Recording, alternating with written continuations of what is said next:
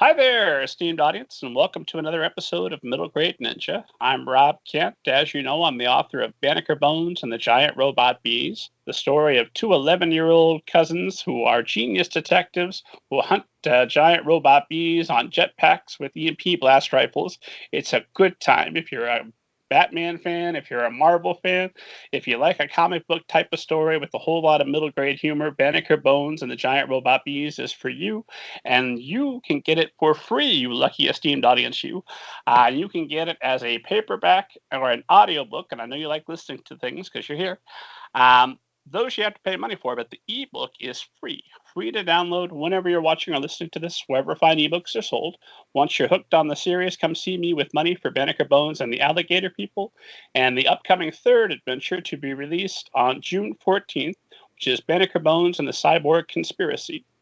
Under the super secret pen name Robert Kent, I've written stories for older readers, such as my young adult novel All Together Now, a zombie story, and the Book of David, which is a 5-volume serial horror novel about an atheist who purchases a haunted house that then begins to give him religious visions involving flying saucers. It is out there and nuts. If that sounds like something that might interest you, like I say, it's a 5-volume serial horror novel. You can get Chapter 1, the first volume, as an ebook for free whenever you're watching or listening to this, wherever fine ebooks are sold. Or if you check the back catalog, you can listen to me read Chapter 1 to you. So that's, I think, at this point, about 6 episodes back. Check the back catalog. The Book of David, Chapter 1 by Robert Kent.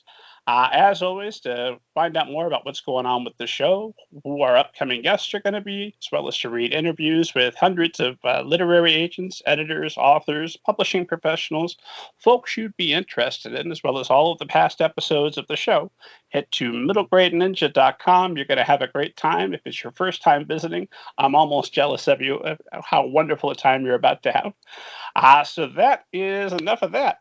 Today, I couldn't be more thrilled. My guest is author Claire Swinarski. Claire, how are you this evening? I am doing great. Thank you for having me. I'm super excited to be here. I am super excited to have you. I'm sorry, it's Swinarski, right? Yes, it's very clunky and Polish, so you did great. Well, probably the best place to get started is if you would. I try never to summarize other people's books and other people's biographies because I'll mutilate both. And this is a rare opportunity where I've got a professional podcaster sitting across from me. So I'm going to try and let you do most of the talking tonight. If you would give esteemed audience kind of an overview of your background. Sure. So, like you said, my name is Claire Swinarski. The clunky Polish last name comes from my husband, who's from Poland. So we're real Polish over here. But yeah, I am a middle grade writer, and my first middle grade book, What Happens Next, comes out May 19th from HarperCollins. I'm really, really excited about it because the road to publishing, like it is for so many people, was, longer than I had wanted it to be and a little bumpy. So now that it's finally coming out, even though it's coming out in the midst of COVID, I am still super, super excited about it. But I grew up in Wisconsin. The book is set in northern Wisconsin because it's a place that's near and dear to me. And I still live here in the Milwaukee suburbs with my husband and my 2 little kids. And like you mentioned, I am a podcaster. My day job is actually to run a podcast for Christian women. And then I also have Making a Middle Grade, which is a podcast all about the publishing process behind What Happens Next. So that's how I spend my very, very busy days. The good news is, esteemed audience, as soon as you finish this episode and you listen to the entire back catalog of Middle Grade Ninja, go straight to Making a Middle Grade. It's going to be right up your alley. Well, go on. Let's start there. Tell esteemed audience a little bit about the podcast. Yeah. So like I said, my day job is podcasting, but that's a very unedited conversational podcast. And I really wanted to dip my toe into a more highly produced show. And I was thinking of a way to let people into the publishing process because I know when I first got an agent and first got a book deal, I was not super plugged into the publishing world. I did not have all these writer friends. All I had were podcasts and blogs that broke down topics for me and were really helpful. But I had some some really dumb questions, and I felt like there were other people out there who probably had those same dumb questions and just wanted some insight into the publishing journey. I think a lot of times people might feel a lot of pressure to make it seem like, oh, it's just rainbows and roses. They want to seem grateful, and that's really awesome, but I wanted to just show a little more of a behind the scenes. So making a middle grade is short. Each episode's only about 12 to 20 minutes, and it talks to people like my agent and my editor and really walks through how what happens next became a book. So from the very genesis of my writing it to how the cover was designed to copy edits all the way to our season finale is going to be in June, all about how launch goes, which I obviously can't do yet because launch has not happened. But yeah, that's kind of why I started the show. And that'll be the final episode, or you think you might come back? That's a good question. I don't know. So I planned for 10 episodes. It does take a lot of time, even though it's short, because it is so highly edited. I might do another season I have another middle grade book coming out May of next year. So maybe I would do a season 2 for that, but I think I'm just going to kind of see how things play out a little bit. Gotcha. So give it a little break, and then when it's time to start plugging book 2. Yeah. I mean, that was totally part of the podcast too, is I had listened to a couple of podcasts on the making of books that I really liked. Jack Chang had On Your Bookshelf, I want to say it's called, or See You in the Bookshelf, See You on the Bookshelf. That is his podcast about making his book, See You in the Cosmos. And that really inspired me a lot as a cool promotional tool, because I just, like I said, I'm not like in a writer's group. I don't know tons of writers. I'm out here in the Midwest, and I feel like people are reading blogs less and less and listening to podcasts more and more. And I was already a podcaster, so I knew how to make a podcast that I thought people would listen to. So yeah, I don't know. We'll see about a season 2. I'll see how much energy I have. I'm going to go ahead and promise esteemed audience it's definitely happening. Look forward. It's likely. So a question I came across in one of your bios that you are a proud Wisconsin Badger. So right away I had to know, what is a proud Wisconsin Badger? Proud Wisconsin Badger is born and raised in Wisconsin. Man, I grew up in Madison, and then I went to University of Wisconsin in Madison, so I didn't travel very far. I feel like most of my friends were like, I'm getting out of here. But then that's kind of funny I say that, but most of them went to like University of Minnesota. Like none of us went too far, but I stayed right in my hometown. And then after college, I actually did some mission work in New Orleans and Missouri. And so I was far away, and I was so homesick all the time. Like, I just belong in the Midwest. I had internships in New York, and I've lived in different places. And every time I'm just always so excited to get back to Wisconsin. And I mean, I just love it here. We have a great state. We have great people. Great ice cream, great beer. It's just a really nice place to live. So I have a lot of Wisconsin pride. And there's been some really good Wisconsin books out lately.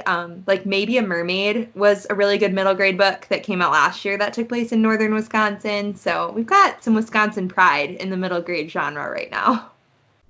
And are you able to connect with other authors there in the area? I know you mentioned you weren't able to get a writers group, but are you starting to form relationship? Well, I guess you wouldn't be doing events right now, unfortunately, but that's kind of the problem, is just as I was starting, like just as I had some group things planned and some book festivals that were local, COVID kind of hit and brought everything down. My kids are really, really little. And so it was hard for a while for me to really get out because my daughter isn't even 2 yet. And so when she was a baby, it was just hard for me to go like join groups or go to meetings or be away from her for too long. And now that she's a little older and the book is coming out, I had some things planned that obviously fell through. But I'm hoping once all this COVID madness is over, I can finally start to connect with some people, because I'd like to. I mean, I know there's a lot of writers around the Milwaukee area, which is where I live. You mentioned COVID, and I forgot to state that it is April 24th that we are recording this. I've started doing this in the time of quarantine because the news moves so darn fast that even though this will air in May, closer to the launch of the book, we are chatting April 24th. So any news that happened after April 24th, up until when you're listening to, we're not commenting on because we're not aware that it's happened. Today is the day after the person who holds the title of President of the United States potentially suggested injecting disinfectant or bleach as and sunlight, mustn't forget that, as a possible cure. It's also the date of quarantine. I finally gave in to peer pressure and attempted Animal Crossing New Horizons for the first time. Most boring video game I've ever played. I deeply regret giving in to peer pressure. That's hilarious. I am not a gamer at all, so I have not tried it, but I have baked a lot of bread, which I know is another quarantine stereotype. Tiger King? No, because my sister watched it and said she thought it would like disturb me too much. So I've been afraid. She's like, you'll stay up all night thinking about like how bad the world is, and you probably just can't handle it emotionally. So I was like, okay, I'll skip it. Actually, it made me feel extremely good about my life. Like, oh my gosh, look at all the terrible things I haven't done. That's uplifting. But I think that's the snapshot from time. Is if you're watching Tiger King while you play Animal Crossing and are baking bread, that's quarantine life. Quarantine 2020. Let's start there. How has quarantine impacted your writing, your podcasting, and the launch of your book thus far? It's been pretty hard.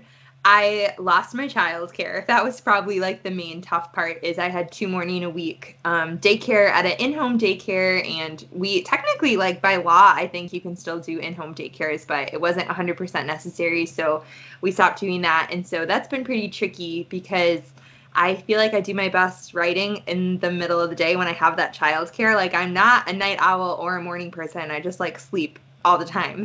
So when my kids were at daycare, it was the best time for me to write. But now I'm just trying to rush through during their quiet time. I'm mostly doing copy edits for that book too. So that's kind of how it's been affecting writing. And then in terms of launch, there has been a few bright spots. It definitely was hard to cancel the launch party we had planned. And I had 11 school visits in May and June. I love doing school visits and I love kids. And so that was heartbreaking. But I'm getting to do some virtual ones, which I don't think I would have done before. And that's kind of cool because I can do them like nationally, wherever. And then we're doing like a launch party on Instagram Live. And the cool thing about that is I can invite people to be a part of it who never would have been able to come to like a real in-person one. Like my agent is part of it. And Sarah McKenzie from Read Aloud Revival, one of my favorite podcasts, she's going to come be a part of it. And so that's kind of been a bright spot that I get to connect with people who are far away in a way that I wouldn't have been able to. But it obviously is really disappointing. I'm sure it's going to hurt sales, but there's also just nothing I can do about it. So I'm trying to just make the best of a tough situation. And I think that books are still so important right now, maybe more important than ever. I know that parents are really focused on getting books into their kids' hands. And I mean, not just my book, any book. I think it's great if kids are reading right now because my kids have gotten like so much more screen time than usual that I've been buying them a lot of new books to try to keep them interested in stories and things like that. So it's had some upsides and downsides for sure. Well, I'm hoping that this will lead to more reading than ever, because there's only so much Netflix a person can ingest. Once you've cleared the shows you really want to watch, and then you're getting to the shows. Somebody told me this was good, but I'm in 2 episodes in and it's not. Then it's okay. Well, there's not as much variety as I thought. Maybe it's time to spend more time reading, and hopefully we'll be seeing a renewed interest in reading across the United States. That's my hope, and the world. Yeah, I mean, I have wanted to reread my like childhood Nancy Drews for years, and I haven't really had time to do it until now, and so I've started rereading them. But that's been a trip. Those books are from another time, that's for sure.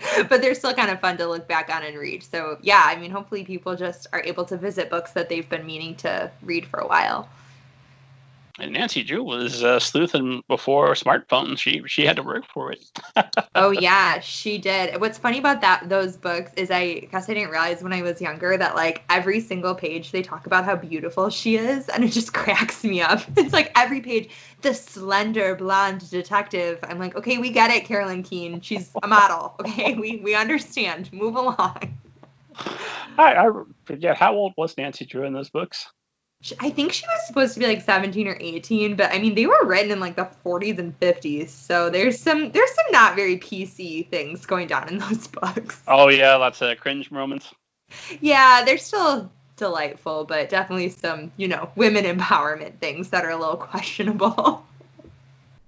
Well, I read you had a tweet because I was, scrolling through your tweets looking for all the information about you, so I'd make sure I had insightful questions.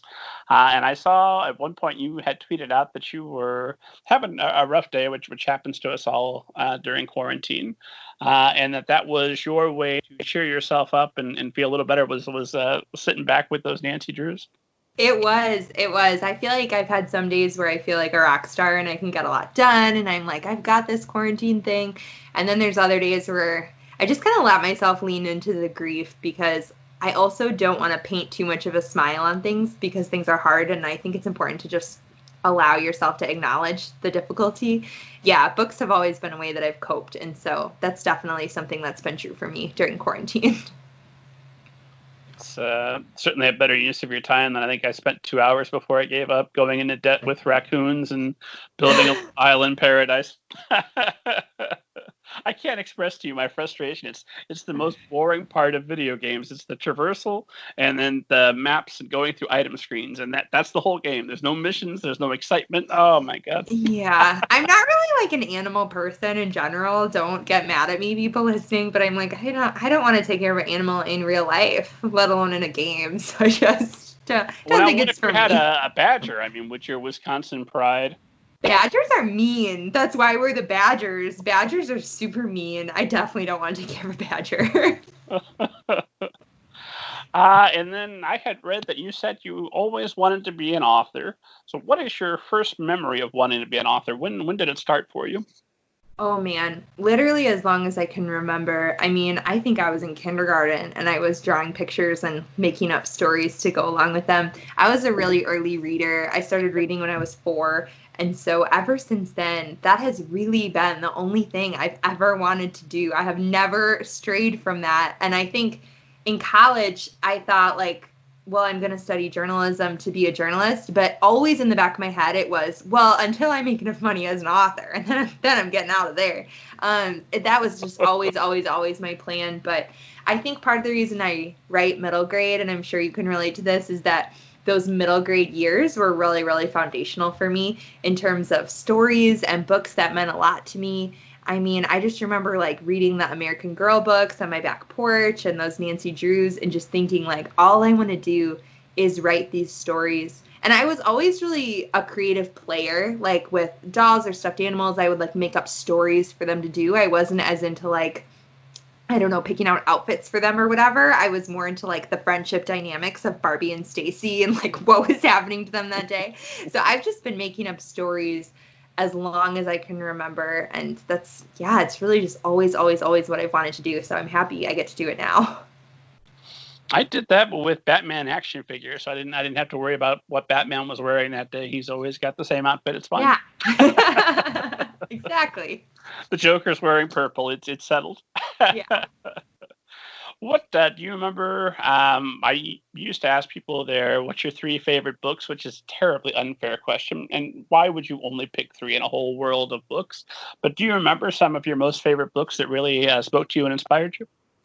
Yeah, my mom was a 5th grade teacher, so we always had a really great library at home. And I also would go to her school library on the weekends and borrow books. She'd let me go into the library and take books, which looking back, I'm like, I'm not sure if that was allowed, but whatever, we did it. But some of the books that meant a lot to me when I was growing up were anything by Sharon Creech. The Wanderer is actually, I feel like one of her lesser known ones. I feel like everyone talks about Walk Two Moons, but The Wanderer by Sharon Creech was really important to me when I was in like 5th, 6th grade. I really loved Out of the Dust by Karen Hess, which is like a historical verse novel about the Dust Bowl. That one was really, really great. And then, I mean, Maniac Magee is just a classic, but I still have that on my shelf and I still reread it. And I think why that one stuck out to me so much was just that I felt like it was so creative. There was no other book like that. And even now, I'm like, I can't even think of what you would compare Maniac Magee to. It is so unique and so deep, even though it's for kids. It's just so deep and complex and meaningful. And I like that the author doesn't underestimate what kids are capable of thinking about. I was always really impressed by books that understood that kids can have really deep, complex thoughts and acknowledged that. I think that was also why I loved The Wanderer. So those were some of my favorites, but I mean, I could go on all day. I loved the Mrs. Piggle Wiggle books when I was really little, like second and third grade. Those are some of my favorites. And like I said, the American Girl books. And now I'm actually also rereading the American Girl books because I've been listening to the American Girls podcast where they're like reading each book, and it's these two historians going through each book. And it's been really fun to revisit those. But those were some of my standout favorites for sure. And do you listen to a lot of podcasts, or do you try and get audiobooks in there? Is that a nice, healthy mix of both? It's a mix of both, but definitely leaning towards podcasts. When it comes to reading, I'm definitely like a physical reader. I don't like e-readers. I'll do an audiobook if I'm like on a walk or on a long drive, but I'd prefer a physical book. Specifically, I'd prefer a paperback. I have really strong feelings about this. But I do listen to a lot of podcasts. Like I listen to podcasts on writing and books and history and politics and like all kinds of random topics. Well, I assume you have to keep abreast of what's going on with the podcasting overall, with the market, have some idea of what the competition's up to, right? Yeah, and it just kind of keeps me in the know. Like, I really like Print Run, which is a publishing podcast, because they're always talking about the latest publishing drama, and I cannot keep up with that kind of stuff on Twitter. It all just, like, moves too fast for me. So I like Print Run just kind of keeps me in the know, and, like, news podcasts so that I don't have to spend all day watching talking heads talk about the man in charge of our country talking about drinking bleach. And so, yeah, I just like to, it's a good way to just stay in the know and learn in like a short, time efficient way. Yeah, I've tried to limit my news. I try to read most of it. I still have a weakness occasionally for Pod Save America, but I try to. So it's one episode a week. I don't listen to both. So there's only so informed I can be beyond where I'm just wallowing, as opposed to knowing what's going on in the world. Yeah. Yeah. And you don't have to know, like, you don't have to know everything that's going on in the world either. It's like, sometimes it's just like drinking out of a fire hose. It's probably just not healthy. But you know, I mean, we're the first folks to really thrive in the information age. We're all figuring out how to do this together. Exactly. And then something else I wanted to ask you about is you went into journalism. You were writing for magazines. In fact, I saw that your writing had been featured in the Washington Post in 2017, which is awesome. Milwaukee Magazine, many other publications. So how did you go about building those publishing credits? And then follow up after that is how did they aid you when it came time to writing and securing an agent and everything else? That's a good question. Yeah, so I studied journalism, but like I said, that was always in the back of my mind, just like what I was going to do temporarily. And then I actually had an internship at a newspaper and really didn't like it. So after college, I was doing mission work, and I was like, I don't know what the heck I'm going to do when my 2-year mission commitment is over. So when it ended, I ended up getting married and moving back to Wisconsin because my husband was in school at Marquette University, which is in Milwaukee. And I got a job doing a marketing for an engineering firm. And look, no hate to the engineers. They are building our roads, okay? They are America's heroes. But I do not fit in with engineer culture. It is like a lot of slightly older than middle-aged white men with like monogrammed cufflinks. And everyone just knows everyone. There's really no need for marketing because this is all like under the table handshakes. Like there's no point in having an Instagram. They wanted me to start one, and it was just not the best fit, to say the least. And I had a couple of friends who were freelance writing, and I was pregnant with our first child, and I really wanted to work from home some way, especially because, again, in the back of my head, I was like, well, I'm going to be an author eventually, and I'll be working from home then, so I might as well just start now. And my husband had a great job with great benefits, so luckily we were privileged enough for me to be able to take that risk. But I thought, I'm going to just start pitching some places and see if I can kind of build up a freelance side hustle, and then if that makes enough money, I'm going to leave my job. And so that's exactly what happened. I cold pitched places. I mean, I knew no one. I was just following instructions on the internet, and I was in a lot of Facebook groups for freelancers. There's a lot of good resources on Facebook for people who want to get into freelance writing. And I will say this was like 5-ish years ago. I think it's trickier now. I think that a lot of the places that were paying a lot for writing are paying less now. And so it'd be a little trickier to make the leap if you were like completely dependent on yourself for your income. Like our family was in the position where like I didn't have to make any money. Like I wasn't putting food on the table. I was mostly in charge of like child rearing while my husband was doing that. But I do love to write and I wanted to build up a portfolio. And so I just did cold pitches. I mean, I think my Washington Post article was probably like the 5th one I had pitched them. It was not like an instant called them up and they let me write for them scenario. And so I was pitching all kinds of places, everywhere you could think of. Like, I think at one point I had a goal of doing 10 pitches a day to different media sources. And so that was really, really time intensive. And it was fun, but it was stressful at the same time because you're just getting these little one-off articles and then immediately you have to be pitching more. And it was a really fun, interesting time. And I'm glad I have those now. I think in terms of getting published, I'm not sure how much they helped. I would guess they helped a little. You'd probably have to ask Alex, my agent, because like I put them in the query letter, but I've never really asked him like how much did that matter. We've never talked about that, but I have to imagine it mattered a little in the sense that he just saw it and was like, okay, well, this girl like must kind of know how to write if she's been published in all these places. That'd be my guess. It's got to speak to your professionalism and your seriousness about writing, right? Yeah, I would think so. I'd have to ask him, but I'd hope so. I tell you what, Alex Slater did face the 7 questions at middlegradeninja.com. He's currently featured in the wonderful podcast, Making a Middle Grade. Mr. Slater, if you're listening, you are welcome to come on anytime. I will ask you to your face, what does a credit in 17 mean when you're evaluating a query? I think that'd be a wonderful conversation. That would be a great question. Be a great question. Did you, in that work, were there skills that in writing those 10 pitches a day and that in forming that discipline, you were doing that with the baby, is that right? Yeah, I was doing that pregnant and then with a baby. Oh, God bless you. Yeah, I think it taught me really that just the idea of deadlines and you have to be disciplined in your writing. And I think I learned really early on the business side of writing, which is good. Like I can't get too in my creative head because I have a deadline that I have to get this in by. And it might not be perfect, but it has to be in. And I think that that's helped me in my writing career for sure, because creative people kind of have this stereotype, right, of being like loosey-goosey, fluffy, like, oh, I'm just talking to my muse. But if you're really like that, you are really going to struggle to make this into a career because you also have to be promoting your work. You have to be thinking of the next thing. You have to be controlling your finances, right? We're independent contractors. And so doing all that was super, super helpful for me. And I just think it helps with the idea of edits because I got turned down, like 95% of the time. So when I get edits from my editor now, I'm like, this is not going to make me cry. Like I've been way worse than what you're telling me right now.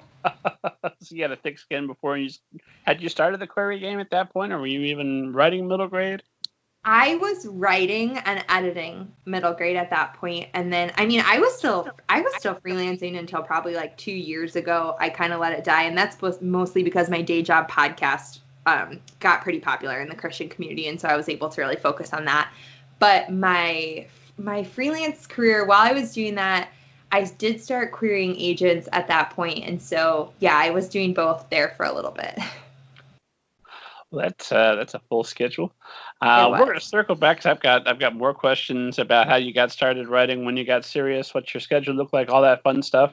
But I know that agents, editors, publicists, everybody involved with what happens next is listening and saying, "Oh my God, are they going to talk about the book?" Yes, let's talk about the book. Hello, Alex. Like I say, I never summarize other people's biographies, other people's books, because I'll spoil it. And you'll look at me like, did you even read my book? Do you know what my book's about? Why would I make you sit through me fumbling through it? That would be terrible. So if you would, please tell esteemed audience a little bit about what happens next. I'd love to. So what happens next is about 12-year-old Abby. Her parents own a resort in northern Wisconsin, and she is dealing with the absence of her older sister / best friend. She's always been super close to her older sister, but this particular summer, her sister has been sent away to an inpatient facility for an eating disorder. And so Abby is dealing with that, and a scientist ends up moving in next door because this huge eclipse is happening that summer, and they're their small resort town has been named as the place for full totality, the place to get if you want to see this eclipse. And so the scientist moves in next door, and he has a problem that he needs Abby's help with. And so he invites her to help him find something very important that he believes is hidden in her town. And they kind of go on an adventure together, and she deals with her grief over her sister. And it's just a very sweet contemporary sibling middle grade story. So who is the ideal reader for this one? I would say the ideal reader, well, the ideal age is between 8 and 13, but I would say it's any middle grade reader who really loves contemporary stories with big feelings. Those were always kind of the books that I loved growing up. Like, I was not a huge fantasy reader. I wasn't super into like magic. I wanted stories about real people doing real things. And so that is definitely an ideal reader for this, but also anyone with a slightly nerdy side, because Abby is a huge astronomy geek and she loves Star Wars. And so there's a lot of Star Wars talk in here. So if you do have a Star Wars fan, but you're trying to get them to maybe read more contemporary literature, this might be a good fit for that as well. And are you an astronomy geek who loves Star Wars? I am not an astronomy geek. I do love Star Wars. I enjoy like learning about the stars, but I never got very good grades in science in school. I was more of an English girl, but I am obsessed with Star Wars. There's a new Clone Wars episode right now that I am watching after this interview. Can't wait on Disney Plus. So yes, I am a Star Wars geek. When I got frustrated with Animal Crossing, I've loaded. We'll see how it goes after this, but I've loaded Jedi Fallen Order, so that's going to be an amazing experience. I'm excited. Okay, I'll tell my husband. He's a big fan. So, what's your favorite Star Wars? Oh gosh, that's a hard question. Honestly, I know, just straight to the throat. Oh my god. I know. I have like weird answers for this. I think my favorite Star Wars movie is Rogue One, which is probably not a popular answer, but I love Rogue One. I love all the characters, and I'm also a new Star Wars fan. I hadn't seen it until 3 years ago. I hadn't seen any Star Wars at all, so I'm in the modern era. But honestly, my favorite Star Wars thing is probably the Clone Wars, the TV show. I absolutely love it. My husband had to make me watch it because I was like, this is a cartoon. This was on Cartoon Network when it was on TV. Like, what? But the storytelling is so deep and complex. I cannot believe that show is for children. Like, I'm not letting my kids watch that for many years. So, yeah, I'd say the Clone Wars and Rogue One. Kind of weird answers. No, how did you manage to grow up in the United States and avoid Star Wars? I think I had a really big bias against it because, again, I wasn't super into fantasy stuff. And so I thought it was like an alien story. I was like, that's not really for me. But then I got married to a man who is obsessed. Like, he goes to the Star Wars conventions. We have huge bookshelves. Like, the bookshelves behind you, we have 2 of those size full of Star Wars books and comics, like just Star Wars. He loves Star Wars Legos.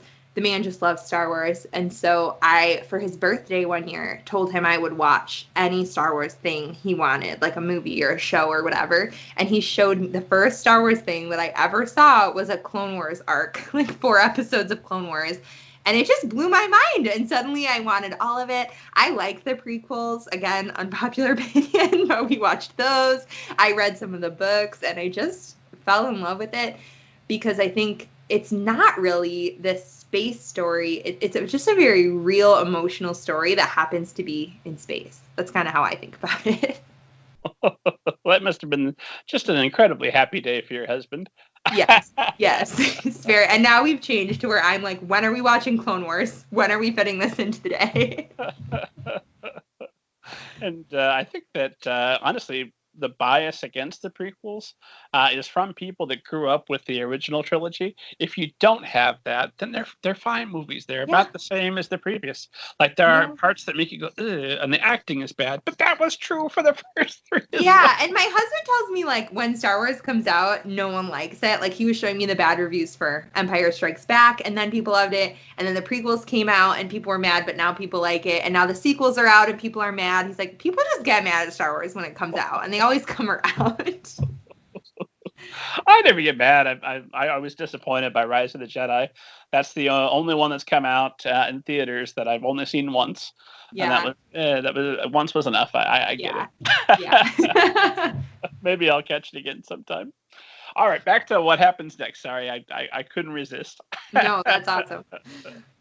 So another question I had for you. Let's start with how long. What was the process of writing this book? How long did it take you start to finish? I think that this book probably took me about 3 months to write and then 3 months to edit before I showed it to my agent. So I already had an agent because the book that I signed with Alex for did not sell. It was out on the market for about maybe like 9-10 months, and it didn't sell. And so we were talking about next projects, next ideas, and this kind of morphed out of a few different thoughts. But I'm kind of a seat of my pants writer. I don't do a ton of plotting in advance. And so editing usually takes me just as long, if not usually longer than drafting. And so, yeah, I'd say total it was probably about 6-7 months. Gotcha. That's with seat of your pants drafting and editing total? Yes. And did you have a pretty close to final version for submission at the end of 7 months? Yeah, I don't think I did too many edits with Alex, and we sent it out, and then I feel like it went through more edits with my actual editor. We changed some things up, but like between me showing it to Alex and Alex putting it on submission, I mean, I don't think hardly anything changed. Did Alex have some input in the early planning stages? Yeah, he did. We talked about a few different ideas. I think I like sent him a document with a few different story pitches, and this one was like, something happens with a girl and this kind of crazy guy moves in next door and they go on some kind of adventure. That was like my pitch. I'm very seat of my pants. And so I don't like to have a huge developed plot line to work with, or it kind of stresses me out. I'd rather just have like a general idea or feeling and go from there. And I think he was like, great. I specifically remember actually, though, his input was originally, I thought that Leo Lackmore, the scientist that moves in next door, I was going to make him like a movie star. And he was like, don't do that. Like, movie star to small town is just kind of tropey. People see that a lot. Like, make him someone else famous, but not an actor. I just remember that was like his specific critique. I'm just wondering. It's probably because I'm projecting it, but I'm incredibly slow. And anybody that was with me as I was publishing each volume of the Book of David and waiting for the next one forever knows how slow I am. But 7 months to me, that's lightning fast. So did having some of those things sorted out as you were going, did that cut the speed down, or have you always been a relatively fast writer? I'm kind of a fast writer. I do like to work really quickly. I'm not a perfectionist either, and so I'm very open to critique, and I don't really stress out and panic about things being less than perfect, because I'm just of the mindset that everything is less than perfect, and I don't do beta readers or critique groups or anything like that, which I know people think is very strange, but Alex is the first person who sees my work when I'm done with it. That's like the person I trust, who I trust his judgment and his knowledge and his knowledge of the industry. And so I just kind of got it done and wanted his opinion quickly. And yeah, but I've always been a pretty quick writer, to be honest. Gotcha. And I say quick, and everything's relative. You're quick compared to me. I know Susie K. Quinn, who does some days 10,000 words a day, is laughing at both of us 7 months. Yeah, I've never done 10,000 words a day in my life. So I try to do like a chapter a day. That's my goal. So what does your writing day look like? Or what did it look like prior to quarantine? Because I'm sure it's changed a bit just recently. Prior to quarantine, I really stopped most of my writing in my childcare time, because I love to write at coffee shops. I love the ambience of like light chatter in the background. And the entirety of What Happens Next was written at the same coffee shop. They are thanked in the acknowledgments because I wrote the entire book there, because they are around the corner from my in-home daycare. So I would take my kids and then I'd go to this coffee shop, write for 5 hours, go back, pick them up. And I really squished all their writing into there. I don't write super well at home because I just feel like I look around and there's 1,000 things I need to be doing. So I kind of reserve the less creative work for at home. Be that like, I mean, I still freelance once in a while for people. So that might look like invoicing or writing about marketing technology or something a little more dull. I do that at home. But now during COVID, I'm mostly writing during my kids' quiet time, which is from like noon to 1:30, and really just squishing it all in there. So it's been tricky. I'm really ready to get daycare again. I've got a 6-year-old, and one of the most brilliant things I think I've ever done for my writing is right before the start of quarantine, I arranged to get a used trampoline for him and set that up in the backyard. And it's got a net that we can zip up, so he just bounces around in there, and I can sit with the laptop on the deck and watch him. I love that you say that, because believe it or not, I have been telling my husband how bad I want a trampoline, and he's like, what? But my best friend growing up had a trampoline, and we loved it, and we would spend hours on it. And I'm like, I think trampolines entertain kids for a really long time. So I'm going to play this part of the episode for him and be like, see, trampolines. Mr. Swinarski, if you're listening to me, think about how many more Star Wars comics you could be reading if the kids were on the That'll work. That's a good argument. That'll work. It's a good investment for you, sir. But no, he gets up in the morning, breakfast, jump, trampoline, let's go. Right. Sounds like a plan. And he'll go out there, 30, 40 minutes before he needs a break. And I think he's going to get tired, and we put balls out there. I'll go out and I'll play with him a little bit. And I'm not abandoning my child for the entire 40 minutes. But 20 minutes could be a huge difference maker if you can type straight. In the summer, you should put the sprinkler under it. Have you ever done that? No, but I will now. That's pretty smart. Yeah, me and my best friend love doing that. We'll like put the sprinkler up and the water just comes across. We spent all afternoon on that thing. I'll write 5 novels this summer. I'll have so much time. 100%. Well, that's something else I wanted to ask you about. Was about the research you had to have done for what happens next, and writing about resorts, writing about anorexia, homeschooling, everything that you've got going on. How much research did you do, and when and how did you do it? I did quite a bit of research, but it was pretty focused on a few topics. So my parents have a cabin in northern Wisconsin, and so I know northern Wisconsin pretty well. It didn't take a ton of research. The town is based off a real town that I go to all the time, and so that part was pretty easy. But some things I had to research a lot were ballet terminology. So the main character's sister is a ballerina, and I've never danced, but I've always loved to watch ballet. So I wanted to do something with ballet, but just being an audience member doesn't mean I know anything about it. Like, I don't know any of the moves. I don't know how it works when you're trying to be a professional ballerina. And so I actually watched a few documentaries on that. Specifically, First Position is a really cool documentary about kids who are trying to become famous ballerinas and whose like career goal is to do ballet. And so that was really helpful. But specifically where I did a lot of research was the eating disorder portion, because I wanted it to ring really true. And it was just important to me to balance getting the details right, but also understanding that mental illness displays itself differently in different people. And that was something I talked about with my editor, because she wanted to have a sensitivity reader go over it. And I said, that's a great idea. I agree. My fear is just that someone will show up and say like, well, that wasn't exactly my experience, so that's not right.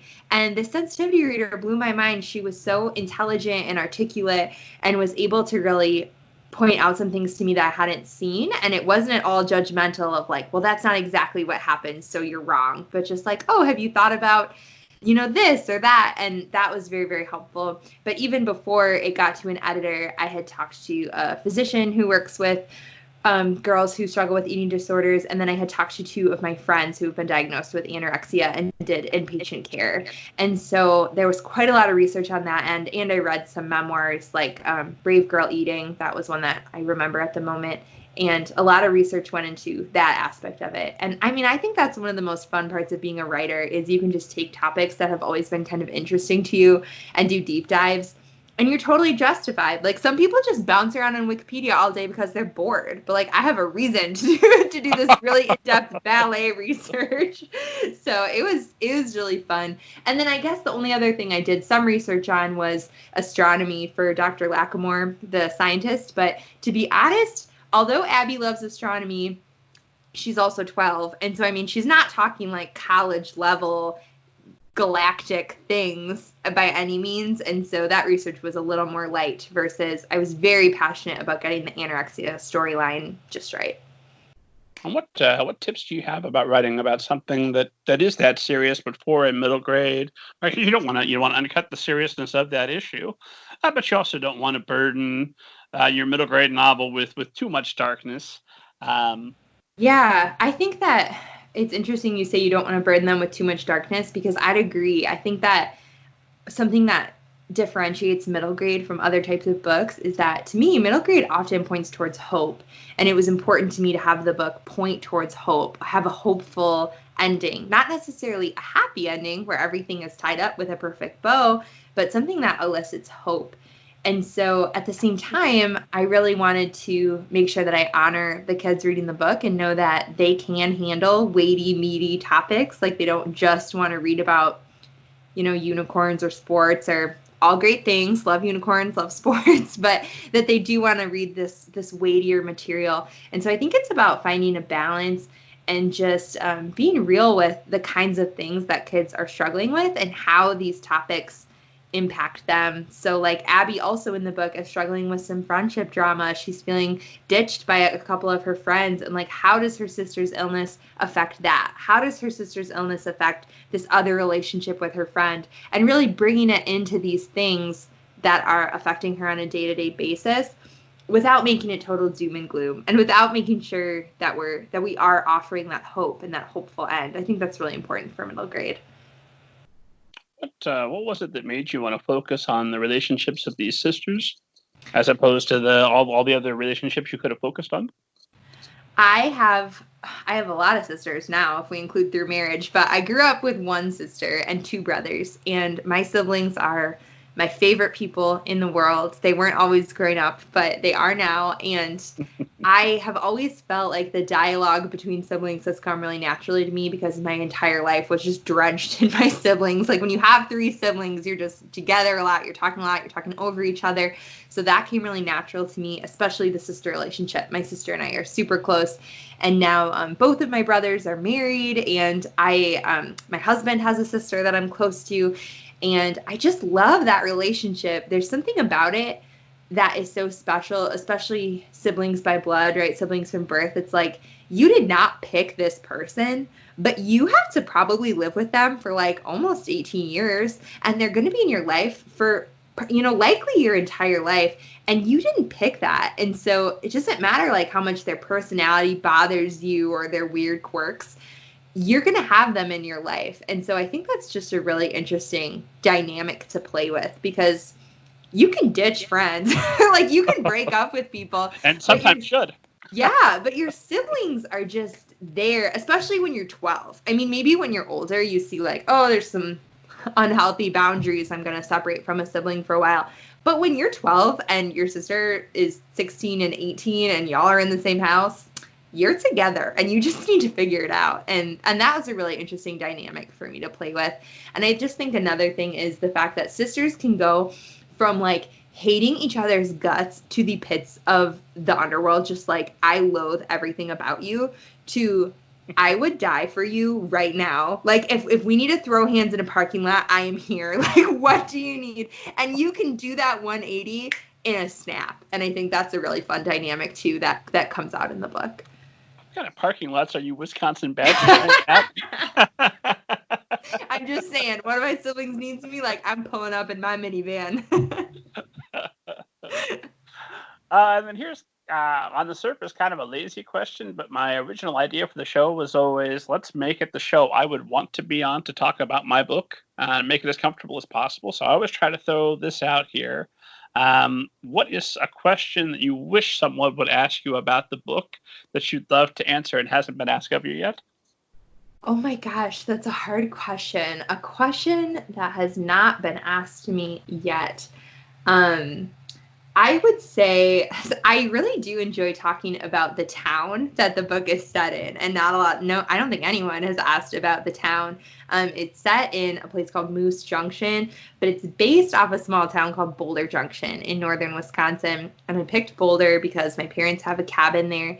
And it is just a magical place, especially in the summer. And I loved writing middle grade in the summer because you didn't have to worry about the structure of school. You can kind of do whatever you want. Like she can just go do whatever she wants on a Monday morning instead of being like, oh man, she has to go to math class.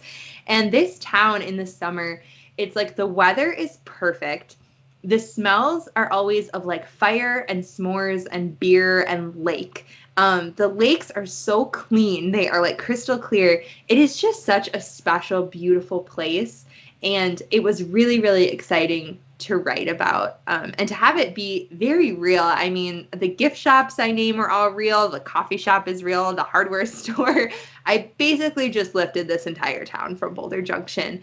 And I think it adds a lot of flavor to the book because we've had like small town narratives before, but I haven't seen a ton of like up north vacation home type towns and what it's like to actually live in those. Although maybe a Mermaid, like I mentioned earlier, that takes place in northern Wisconsin as well. And that's another great read. So hopefully we're going to have more start to come out.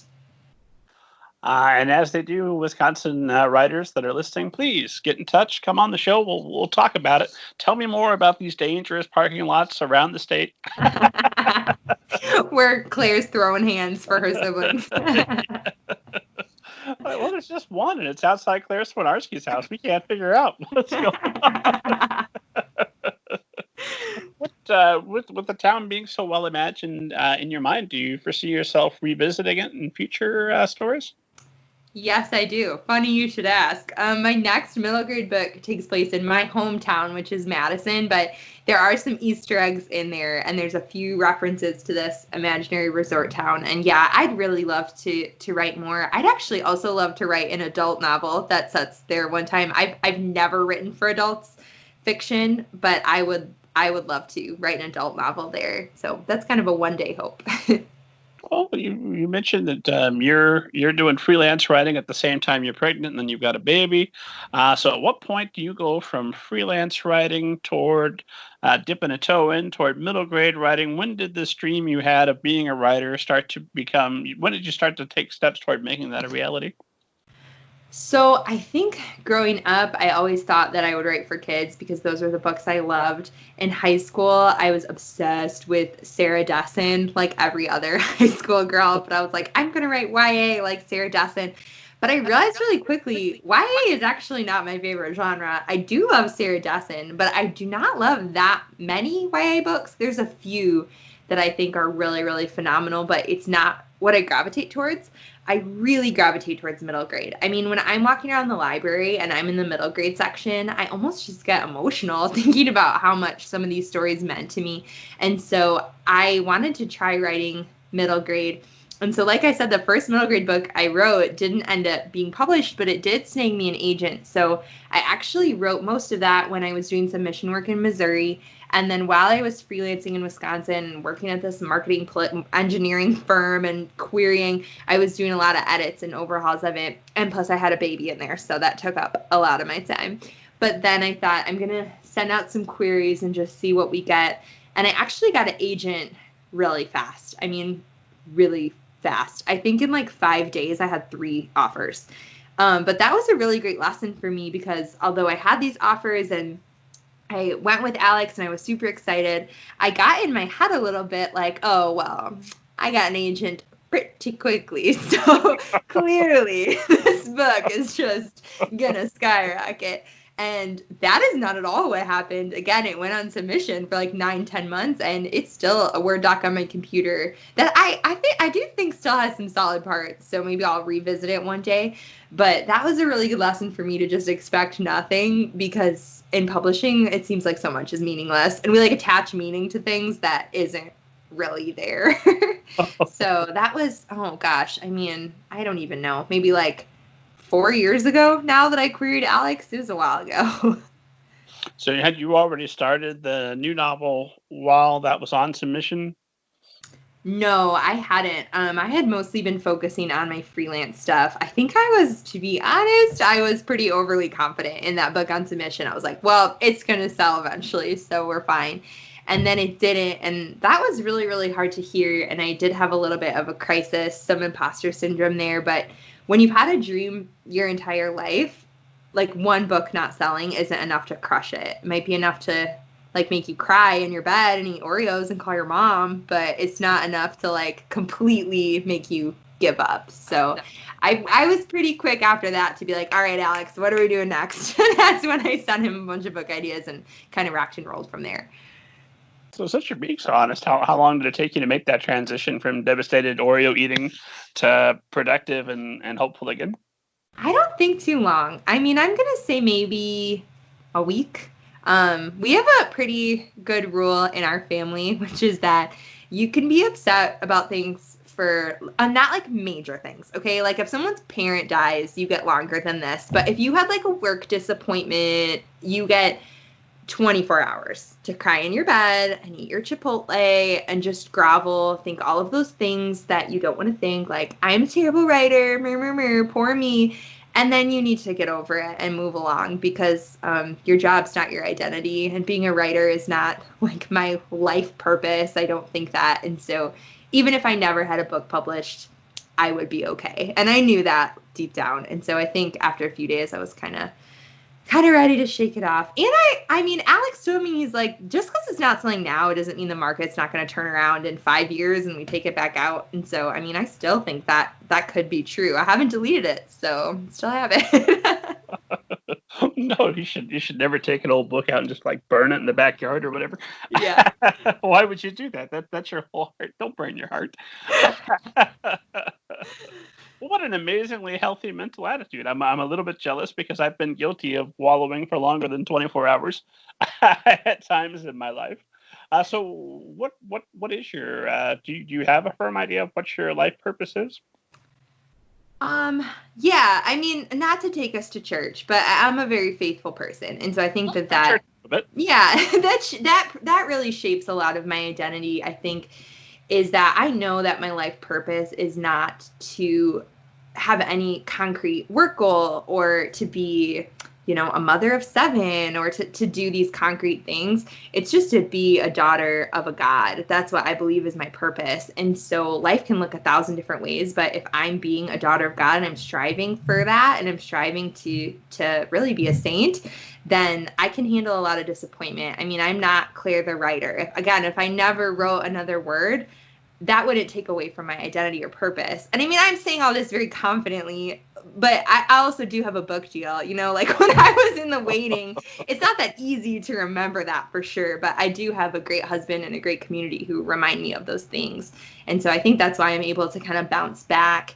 And also I think just the nature of this business is that it is so up and down, and your highs are so high and exciting, and your downs are crying in your bed. And it's just both part of it. And you have to realize that it's not like being a civil engineer, not to knock on the engineers again. I feel like there's an engineer listening to this who's going to be like, man, this chick hated engineers.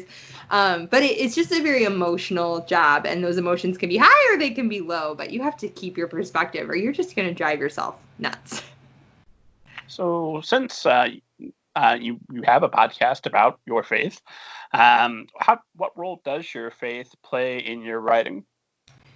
I think that my faith plays a huge role in my writing. Again, mainly it's that perspective of like that my identity is not tied to my writing, and that helps me when I get bad reviews or bad news or things like that. But also, so in What Happens Next, Abby is Catholic, and it's really not mentioned. It's not at all like this huge storyline. She mentions like, oh, and then we went to mass. Like it's a very normal part of her life. And that was really important to me, actually, because I grew up Catholic, and I really did not see a ton of books where kids mentioned going to church, even though it was a really big part of my life. And not even like I wanted books to be about, you know, youth group or like priests or whatever, but just in the sense that like I go to school, I go to the grocery store, I go to church. Like I wanted to see church be a normal place. And I feel like a lot of times now when books involve church, it's either like a huge plot, like it's a Christian book, it's in the Christian part of the bookstore, or it's kind of painted as something that comes from like the author's own past or woundedness, or like they've had struggles and that comes on their book. And that's amazing. If that's the story they want to tell and that's their journey, that's wonderful. But I know that there's now a zombie story is available now. Continue. Yeah, yeah, for sure. But there's a lot of people who that's not their journey, and they want to read just about a normal Catholic family who just, has artwork of saints on their walls and goes to church. It's like a normal thing. It's not super weird. And so I wanted to just give it that sense of normalcy. But at the same time, it's definitely not a Christian book. Like she's not in the book talking about Jesus, but she is talking about hope. And so to a lot of Christians, those play into each other. Sure. Can you foresee yourself writing a book that's more religiously themed? So I've written Christian nonfiction through a small publisher, and I've done one book through them, and then I have another one coming out in a few months through that Christian nonfiction.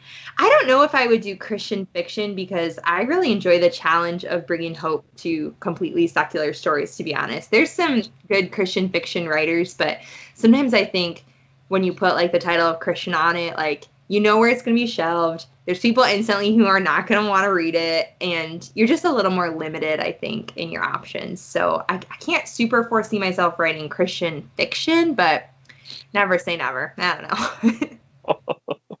And if you were to write for adults, what is it that gets you pivoted toward middle grade, and what would maybe tempt you to write for adults? I have a few stories brewing around in my head for adults. I'm kind of nervous because I've never tried to write for adults, and it seems really different. But I mean, I think whenever I read a great book for adults, I then start thinking about like ideas that I would have for adult books. Like I really like mysteries, so I really like Laura Lippman. Okay, that's a lie. I don't really like mysteries, but I do really like Laura Lippman. Like, she's the mystery writer I like. All of a sudden, I was like, oh no, he's going to ask me what other mystery writers I like. None. But I like Laura Lippman. So, like, none of that. None of this so-called mystery. Yeah, I'm not a mystery poser here, but I like her. And I just think her prose is really, really beautiful. And so when I, like, read her books, I'm always like, oh, I should write an adult novel. And Deb Coletti writes young adult and some amazing young adult. She's a young adult author I actually love, but her adult books, they are so beautiful. You could weep. And I feel like I don't see them like talked about enough, or like I don't even think they ever came out in hardcover. They've all been straight to paperback, and they are phenomenal. And every time I read one of hers, I'm like, I need to go write for adults. This is awesome. I never understand writers. I understand wanting to specialize and being the best you possibly can in one area. I think that's extremely admirable. But I have so many different types of stories that even when I say that, yes, I write horror stories for adult readers. Yeah, there's some horror in there, but that's just an aspect. There's also a bit of romance. There's a bit of mystery, intrigue. I want to write it all. Yeah. That was my original bucket list, was let me write a story in every genre before I'm done. I love that. I totally agree. I mean, I'm married, so I'd love to write about marriage and explore marriage in fictional storylines, but obviously that's not something you're going to do in middle grade. So I'd really like to write for adults. And another book I read that made me be like, I need to write about this age group is Courtney Sullivan has a book called Commencement, which is about 4 best friends from college in their first couple years after college. Like, that age group is not written about very much. I feel like it would fall into that old idea of new adult that really flew away. And that's such a fun, interesting age group where so much is going on in people's lives. I'm like, man, I'd love to write a story about people right out of college. Well, I think lots of those stories get written. They just get crammed into high schoolers. Yeah. Something that amused me. I became a substitute teacher earlier this year. Now, of course, I'm not doing it because of the quarantine. Now I'm homeschooling. That has its own set of challenges. But when I went back to teach it for the teens, it would immediately struck me, a lot of YA writers are full of it. Anytime I read a YA book where the teens just hooked on coffee, thinking about coffee, like, no, that's an adult writer thinking about coffee. Get out of here. Yeah, I don't read a ton of YA. That's one of the reasons. There's some great YA. I don't want to completely bash on YA, but it's not. That's probably in my bucket list. That's probably like the last thing that I would write. Teenagers kind of scare me. I'm not sure I'm ready to write for them yet. Well, I like YA. In fact, I think my next project probably will be YA, just because of that experience. I didn't want to write it because I'd read so many excellent YA novels, but now I'm thinking, man, I've read so many YA novels about really mature teens. Wouldn't it be nice to write something about actual teens? But I didn't see anybody being nearly that smooth. There were no handsome, pretty boys and beautiful. There's a lot of acne. Yeah, a lot of acne, a lot of strange smells in the classroom. Just a lot of awkwardness and a lot of still in that transition of adolescence that hasn't completed yet. Yeah, totally. So, well, getting back for all those aspiring podcasters listening, I wanted to make sure I ask you, how did you go from freelance writing to having a podcast? I think over 500,000 listeners tuning in. Yeah, so that was an interesting story. So that's my day job. That's my faith-based podcast, and that podcast came out of a place of frustration, to be honest, seeing Christians not act like Jesus, who we base our religion off of. And so I wanted to make a podcast for women who are truly interested in living like Jesus does. And so that's when I started that, and that was truly meant to be a creative project. Like, I remember using the words art project when I talked about it to people like my husband. He was like, what if no one listens to this? I was like, well, then I don't know, it'd be like an art project I did, like a fun painting, who cares? But it did take off really quickly, I think, because there weren't a lot of people having those kind of conversations in podcast form in the Christian space in 2017. Christians are always like a good couple years behind everyone else in terms of like artistic technology, things like that. So there were not a lot when I started it, and I think that's why it took off really quickly. And so that's why when I was thinking about ways to promote what happens next, I was like, what is my skill set? What do I love to do? I love podcasting. I love one-on-one conversations like this. This is my jam, way more than like speaking to a huge group. So I wanted to create something that really chronicles the process. And so that's kind of how those two got started. And it's really, I mean, I just don't think it's that hard to start a podcast. It sounds really intimidating with the tech, but there's websites that will break down for you the mic to buy, the recording software to buy. It's not that hard to get up and get going. Although I will say it requires like a little bit of a financial investment, more so than like a blog. So that's probably the number one downside. But I love podcasts, and I love podcasting. Are you a verbose conversationalist just in life? Oh gosh, you'd have to ask my husband. Probably. Yeah, I'm kind of a chatterbox. In one-on-one situations, for sure. Those are my favorites. I think in parties, I'm more of like a wallflower. But if I'm like with a good friend over some margaritas or some coffee, I can get to chatting. Yeah. Now you've given me a wonderful idea for something I'll have to do in a future episode when I get real ambitious, is I'll have to do an interview with an author and then do an interview with an author's spouse. And then we can cut them back and forth and juxtapose what one thinks versus what the other says. Yeah, you can just input Chris here being like, yes, she's verbose. I might wreck a marriage, but by God, we'll have a heck of a podcast to listen to. If COVID didn't wreck a marriage, you can't wreck a marriage. That's true. So you get the equipment, you get started, and then how long does it take you? What's your routine of posting before you take? I'm assuming it's not just like day 2. Oh my God, 500,000 views. Yeah, no. We're at over 1 million now. We're at almost 2 million for my main stage. Working on really out of date information. Yeah, you know what? You probably got that from somewhere. I had it because I'm not great at updating my information. But how did we get there? I think that at the beginning I had some kind of big name people on, and so that was pretty helpful. They were willing to share it. And, it took some time. It's kind of like a snowball effect. Word of mouth is really helpful. People telling their friends. I focused really early on having an email list for my podcast. And now I have an email list as an author. And I think email lists are one of those things that sound really cheesy. But if you're providing great emails and great content, people want to sign up for it. And people enjoy getting it. Like, I enjoy getting a few different newsletters from people. And so I focused on that, and that was great because it was a way of reminding people that new content was out. So I put a lot of emphasis on that, like more of that than like Facebook. But I also think knowing where your audience is. And so for my day job, Christian podcast. It's called The Catholic Feminist. We focus a ton on Instagram because my ideal audience is like women in their 20s. So that is where they are hanging out. Making a Middle Grade, I focus a lot more on Twitter. And I'm over talking about there because that's where the publishing people hang out. And so I think knowing where your people are is really important too. Gotcha. And so how does that inform how you edit your podcast, how you create content specific for them then? I think that for Making a Middle Grade in particular, I was just thinking, like, what are the questions that I had when I was starting out? Like, what didn't I know? So, for instance, that sensitivity reader thing, like, I was really nervous about having one. And then after the experience, I was like, this was amazing. And ditto copy editors. I was worried about copy editing. My copy editors were the bomb. They made the book so much better, and it was actually kind of a fun process for me. And so I thought, what were the stumbling blocks on my journey from writing this book to seeing it in a bookstore, which, I mean, God only knows when I'm going to see in a bookstore because we're on quarantine.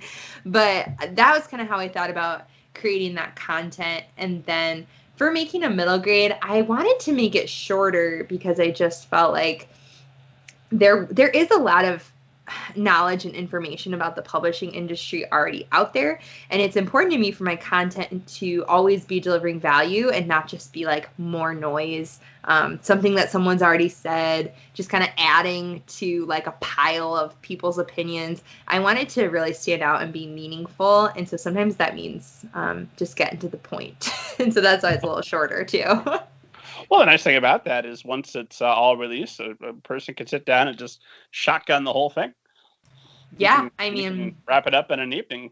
Totally. There's another podcast about a book deal called The Cookbook Deal by a woman named Jessica Renan, and it's really similar to my podcast, but about making a cookbook. And her episodes are really short, and I think I did that on one long drive. I was driving from Missouri to Wisconsin, so it was like 8 hours, and I listened to her entire podcast, and it was really cool. It was like an audiobook about the making of a cookbook, which I had no idea what that was like. And so, yeah, you could totally do that for Making a Middle Grade.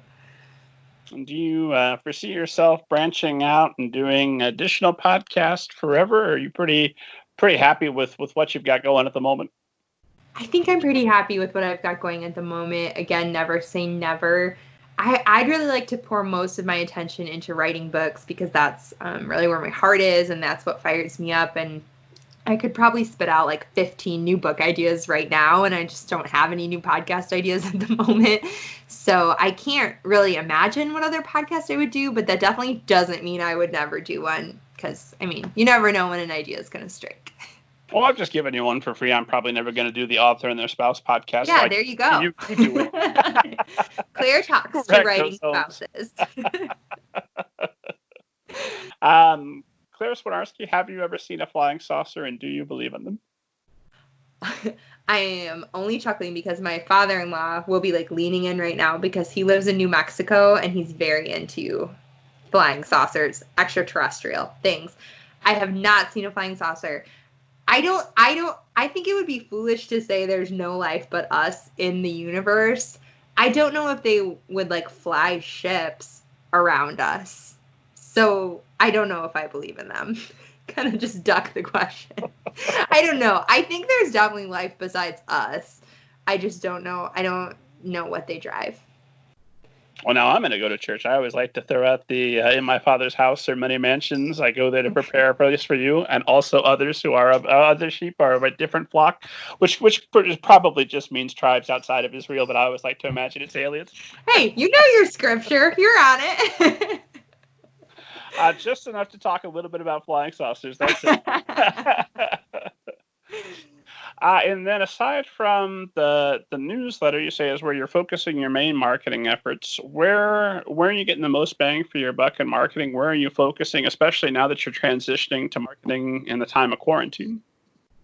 I'm definitely learning as I go. So if I say anything, don't take it as like, oh, this is working for Claire, because I have no idea what's working. But I can tell you what I'm doing, which is that I am reaching out to podcasts because I listen to a lot of podcasts. And so I know that people who would buy middle grades are listening to podcasts, and I enjoy podcasts. I also think when it comes to marketing, like there's some stuff where it's like, if you're going to hate doing that, is it really worth the trade-off.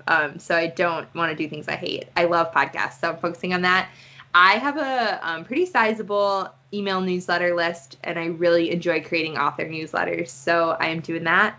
And I'm switching my school visits to virtual school visits, which is very different and not as fun, but I think still good and important. And it's helpful to teachers, even if it's not like the ideal way of getting material across. I know that a lot of teachers I've spoken to, it's really hard to make a lesson plan remotely, especially for, you know, 4th, 5th, 6th graders. They are just not meant to sit on a computer for 7 hours a day developmentally. So it's really difficult. And so I'm happy to provide material like that for teachers.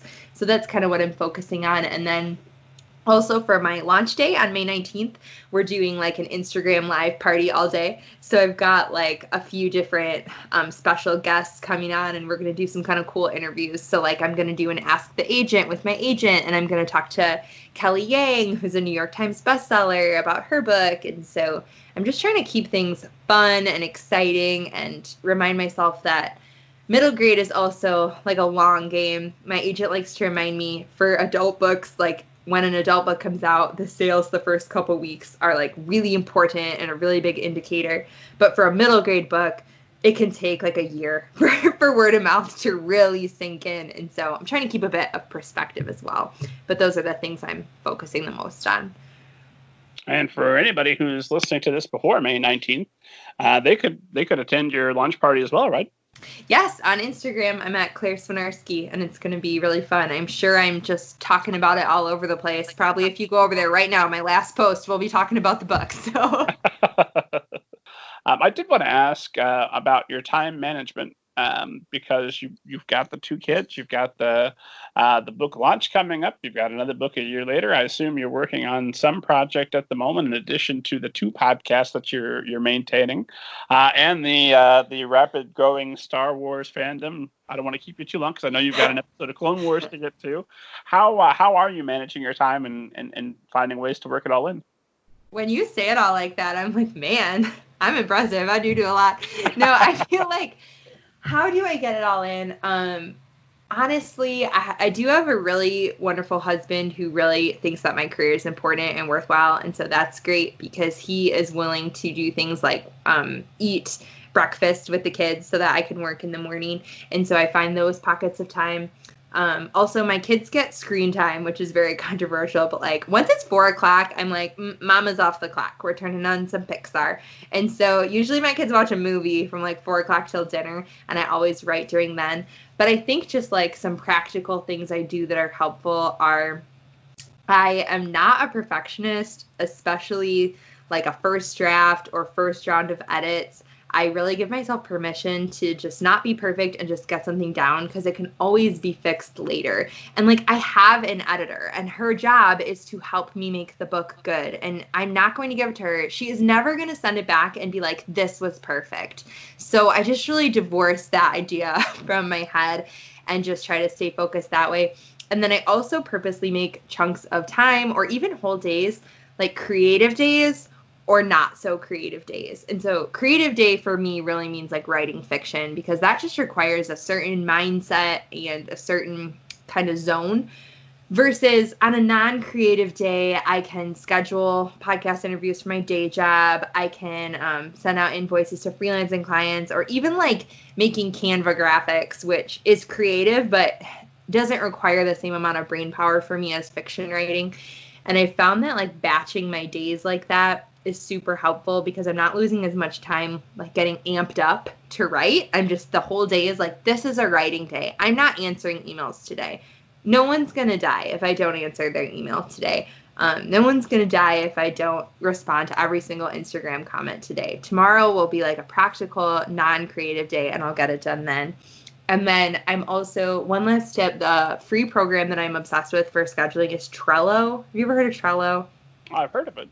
Yeah, I use that for planning out my days. There's if people are interested in learning more about it, there's actually a mini course you can take called Trello for Business. If you just Google it, it comes right up. But it's honestly, you don't even need that. It's not that hard. But I just use that to make lists within lists of what I want to do each day. And that tool is like very important to my day. Like, if Trello's down ever, I flip out because I'm like, I have no idea how to live. I don't know what to do today. My list is gone. So I'm obsessed with that. So if you need an organizational system, I highly recommend Trello. My last question is always some variation of if there was something you could go back and tell yourself at the start of this, when you're getting ready to get serious about middle grade and get involved. What's one or two bits of advice that would have made a huge difference for you, that would make a huge difference for all the authors working right now? I think one thing that is helpful to know is that no one cares about your writing career or your book more than you do. And so you don't need to apologize for advocating for it, be it like asking for things from your publicist or like, deciding which edit is really important to you to give a little pushback for. Obviously, you don't want to like every page be like, no, this is wrong. But if there's something really important to you in your book, you can advocate for yourself and don't be afraid of doing that. It's your book. It's your project. Your name is on the title. Like the editor, your agent, their names are not on it. It's yours. And so don't be afraid to be your best advocate and take yourself seriously in that way. I think a lot of times when people are first starting to query, the power structure just really puts like authors at the bottom in some ways, but you are the creator of the work. And so yes, it's a team, but you need to be able to unapologetically advocate for yourself. I think that's really important. And then also getting involved in like your debut group early, I think has been great for me because like I said, I'm in Wisconsin. I don't have a ton of writing friends. My friends are all like doctors. I'm like the dumb one of our group. And so they're really, really wonderful for perspective, like I said earlier, but they're not wonderful for like, wait, how should I be marketing my book? Like they don't know. So having a debut group and joining like your debut Facebook group and following your debut Instagram, like that kind of stuff is just really helpful. I know, like, for instance, when I got a less than positive review, I had so many authors that I did not know who owed me nothing sending me messages that really uplifted me about their own experience with harsh reviews or just, being there with each other, being in solidarity has been really helpful. And I don't think I realized how important that was going to be. I think I thought to myself, like writing is a very solitary activity and those people are competition, but that's not true. Authors can really help build each other up. So I think that would be another tip, is just get involved with your debut group as early as you can. That is excellent advice. I'm tempted to make a comment about how doctors might save lives, but middle grade authors will go on inspiring lives for generations to come. But you know what? In the time of quarantine, doctors. We love doctors. We love doctors. God bless all the medical professionals working so hard right now. Claire, where can the esteemed audience find you online, find out more about you? You can find me at claireswinarski.com. I know it's a long, chunky name, but it's probably in this podcast title, so it's easy for you to find. And all my social links and where you can buy What Happens Next, all that's all on my website at claireswinarski.com. And you can listen to Making a Middle Grade wherever you get your podcasts. You could subscribe to it right now, and as we're ending, you could immediately start making a middle grade and make a whole day of it. You'll have a wonderful time. As always, esteemed audience, find me at middlegradeninja.com. Download your free copy of Banneker Bones and the Giant Robot Bees. Claire, thanks so much for making the time this evening. This has been an absolute privilege and a pleasure. Thank you. This was a ton of fun. And esteemed audience, if you would, make sure that you're subscribing. And if you have the time, leave a review. That helps me out. That helps the show out. That would be tremendous of you. Thanks as always for listening, and we'll see you next week.